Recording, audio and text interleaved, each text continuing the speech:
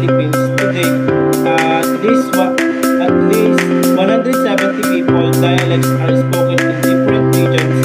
Let's take a closer look at how the Filipino language evolved from these dialects. Dialect is the term used to describe the language spoken by a particular group.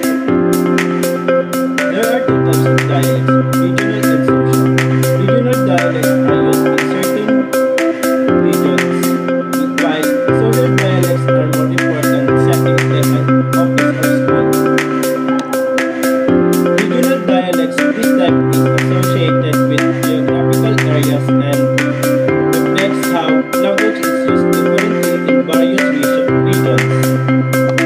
Social dialect, this type reflects variation in language use associated with social groups which can include factors like class, ethnicity, gender, or occupation. Dialects are essential because they are a part of our identity.